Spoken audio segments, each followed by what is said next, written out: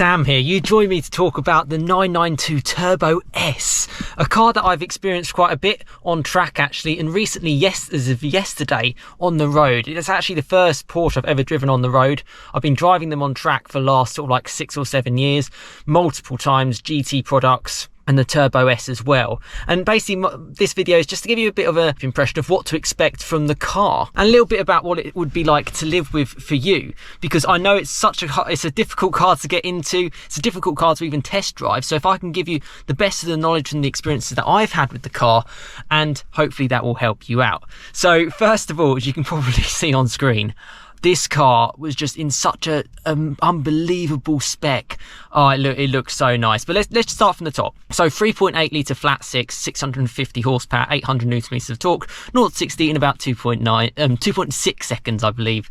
And it has launch control, 4-wheel drive, brilliant. Porsche build quality, built so solid. So my experience of this car on track, I drove it on track for about 90 minutes at Porsche Silverstone's Experience Centre. And to be honest with you, the one thing that I came away from when sort of driving that car on track was that it was actually probably best at home on the road. I've driven a lot of GT4s, and as recently I drove the GT2 RS, the GT3 RS, and those cars are very much for track. And when you try something like a Turbo S, you think, oh, are you really going to get to the limits on the road? And that's kind of what I kind of thought about.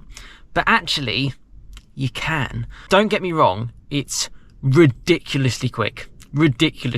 Like, I can't believe it. I couldn't stop laughing as a passenger when we were driving along and when I got the chance to drive it. And we actually drove it with Porsche at Windsor. My friend actually has a 992 Turbo S on order, and as part of it, that you get to obviously try to experience the car sort of beforehand. So that was great. And obviously I had a bit of experience in driving the car before, so yeah, to give him a little bit of advice to see what he felt. On the road, the suspension and the compliance is unreal. You wouldn't think that this is even like a sports car. It's got that sort of Porsche ability to just work in all conditions. It's December now, as you can probably quite see, glass is frosted over. Proper cold, but the car works. It will work every single time you start it up, and it will work all the time on the road. And if you did want to take it on track, it would work on track. I just can't get over how amazing this car is. It's, you know, I came out of that car driving it on track and thinking, this is too quick. And it probably is, it is too quick, but it's good to know that it's there. I've never had acceleration like it. The best way to describe it is like a roller coaster. That is literally it. Pushes you back. It's absolutely insane. The car is actually very refined.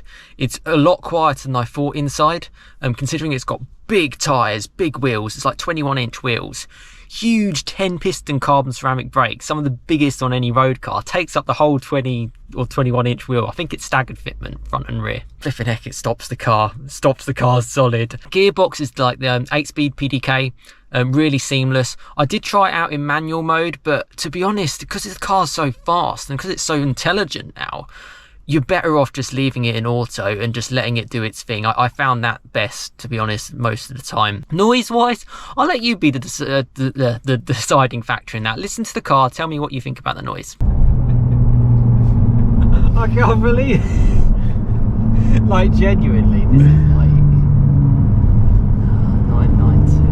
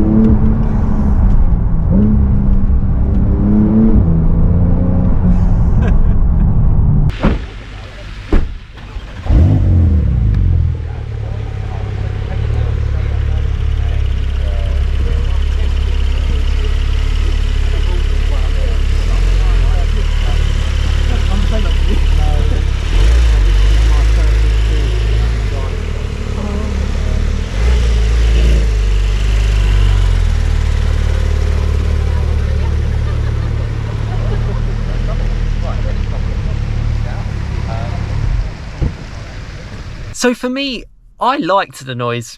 I thought it was all right. It's a turbo, so it's going to sound like a turbo. Most cars, modern day cars, are sort of restricted now from sound. That's just what we have to expect.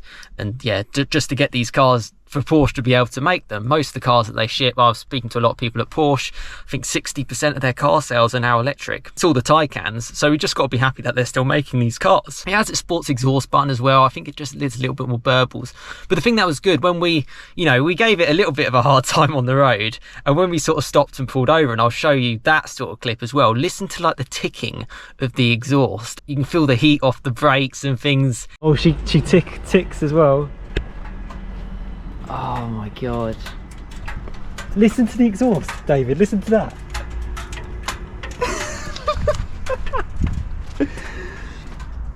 And have you seen the lights? So they're PDLS.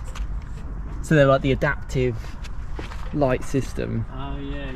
Oh my god. Yeah, I mean, I just that's like, it's like a real emotional car.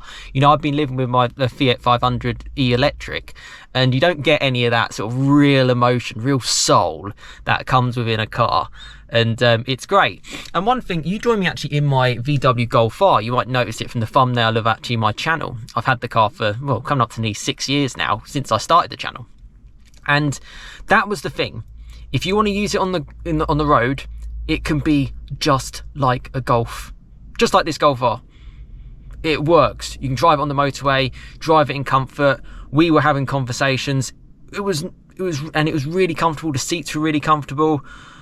You sit so low, the driving position is perfect, reach and rake on the wheel, almost too much adjustment. It was like 18 way on the seats. The controls, when they were sort of describing it to us initially, just to give us an overview of like the nav and a few things to press, I was like, this is going to be way too overwhelming. But when we actually set off, it was actually really simple, really simple. You get like this little Manotino button to sort of like twist. You basically, normal, Sport Plus, that's all you need. Normal, everything's sort of like docile, it's still quick. And Sport Plus is like sharper throttle, firmer suspension, sports exhaust, full on. And you even have a button which gives you an overboost, which they say for overtaking, as if it's not going to be able to overtake anything anyway, which we found quite hilarious, to be honest. So that's cool. So actually, it's very simple in that regards. You just switch between those two modes. Don't worry about anything else. The car will work itself out. Traction, obviously unlimited traction. It's got rear wheel steer as well, which almost feels a bit bizarre. Like at slow speeds and at sort of higher speeds in corners, it just turns on itself. It just makes the car feel a lot more shorter than it is. It's quite a wide car, but you know, driving around some narrow roads around Windsor, it didn't feel too bad. It felt okay. Some cool points is if you look in like the wing mirror, you can see like the rear sort of like arch sticking out. It's such a cool, it's like the hips of the car. The wing also kind of deploys and activates based on how you're driving. And then at the same time, people just look at it and it's just another car. It's just another 911. But they don't know. They don't know what we know. It's something else. Forget your GT3s, forget every other Porsche. Nothing is faster than this. There is no car with a combustion engine. I know the electric cars are pretty crazy quick. That is faster than this.